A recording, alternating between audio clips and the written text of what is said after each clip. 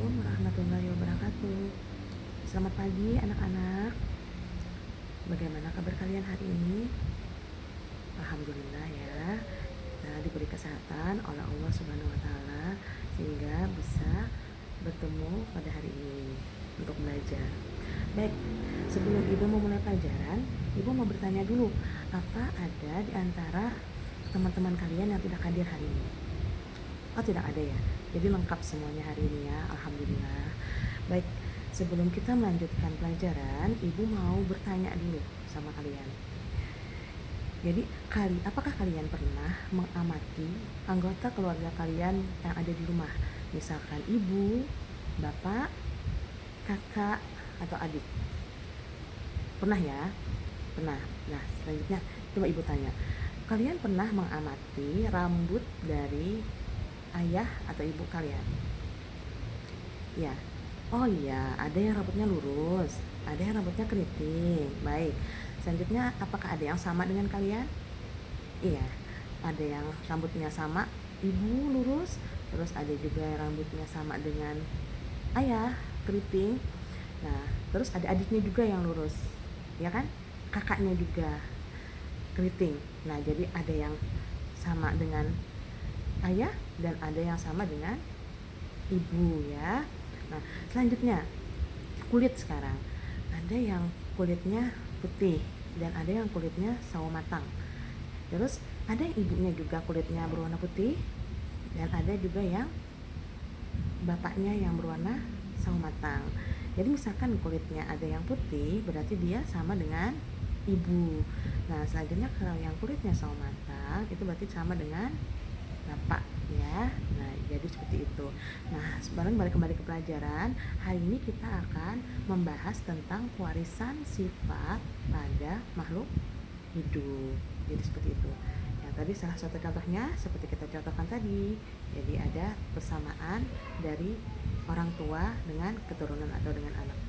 Nah, selanjutnya warisan sifat atau hereditas itu merupakan penurunan sifat dari induk kepada keturunannya, atau dalam hal ini adalah dari orang tua kepada anak-anaknya.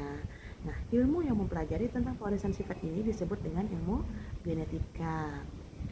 Jadi, sifat-sifat suatu makhluk hidup itu diwariskan melalui sel kelamin jantan dan sel kelamin betina.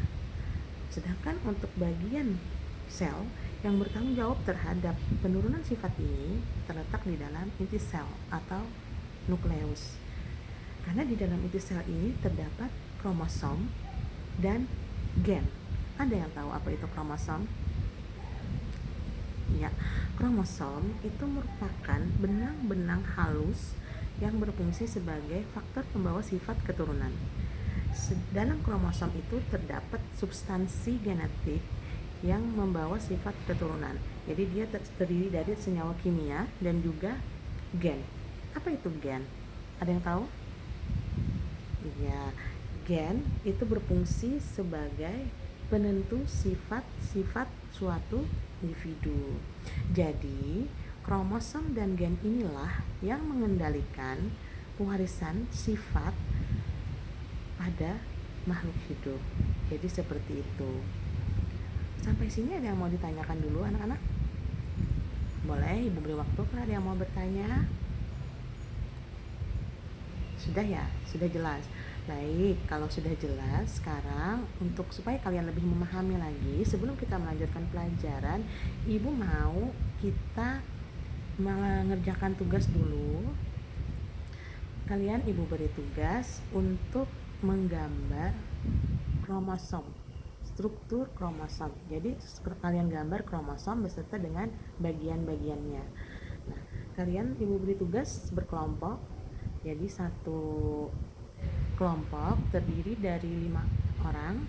Jadi untuk kalian Ibu bagi saja nanti satu untuk nomor urut absen pertama sampai 5 itu kelompok 1, 6 sampai 10 itu kelompok 2, 11 sampai 15 kelompok 3, terus 16 sampai 20 kelompok 4, 21 sampai 25 kelompok 5, dan 26 sampai 30 itu termasuk kelompok 6 ya. Baik, Jadi sekarang kalian silahkan membentuk kelompok, duduk membentuk sesuai kelompoknya. Nanti lembar kerja akan ibu bagikan. Nanti kalian setelah menggambar kromosom, kalian akan ada pertanyaan. Nah, selanjutnya kalian duduk sesuai kelompok. Nanti akan kita presentasikan di depan kelas ya. Silahkan dulu duduk sesuai kelompoknya. Ibu beri waktu 30 menit ya sebelum kita presentasi.